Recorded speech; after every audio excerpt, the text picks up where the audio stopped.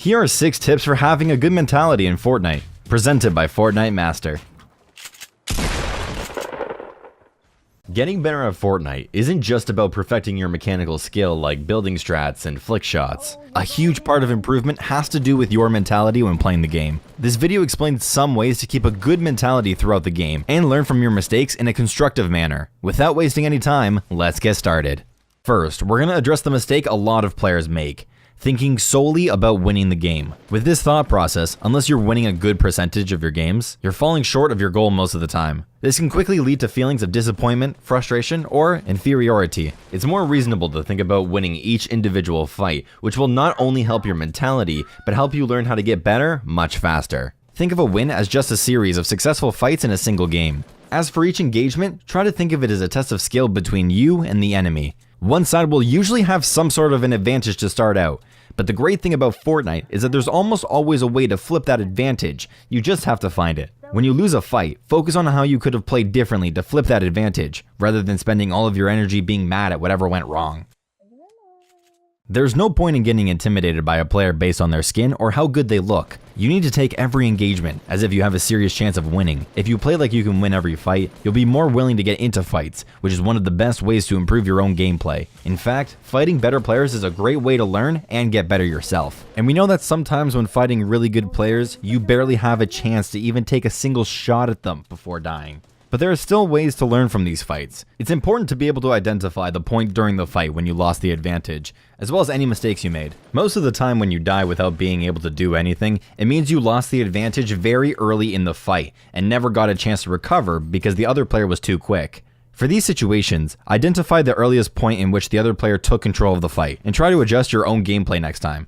There are, of course, some situations where you legitimately couldn't do anything, but believe us when we say they happen a lot less than you think.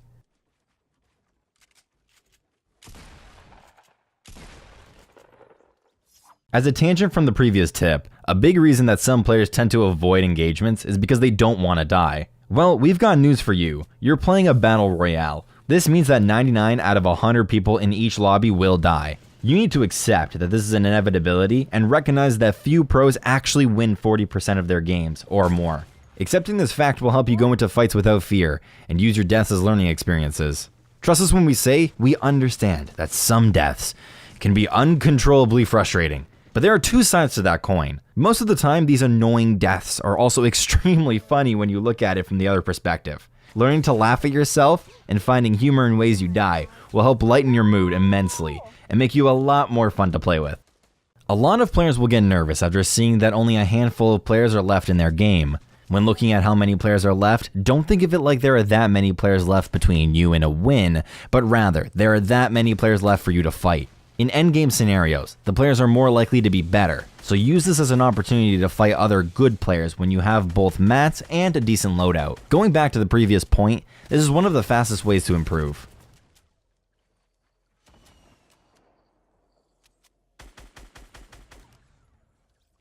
Whenever possible, it's important to have a plan for engagements. If an enemy gets jumped on, and you immediately follow with strong pressure, it can be hard to come up with a plan. For engagements like this, your best bet is to look at the fight in hindsight to figure out what went wrong, and then make a preemptive plan for the next time something like this happens. However, for engagements that you initiate, or for those that you find a chance to reset, you should have a plan before acting.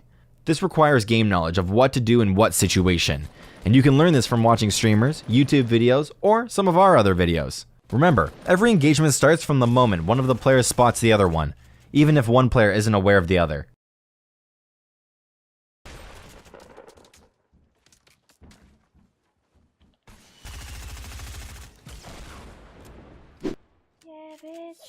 Finally, you need to have the mentality to practice what you learn. In Fortnite, it's one thing to know what you did wrong, but it's another thing completely to use what you learned in a real game. If in your last game you died to the storm and were like, I rotated too late, you should think to yourself in each game, okay, I need to be rotating by this time and keep actively making the effort to do this until it becomes second nature.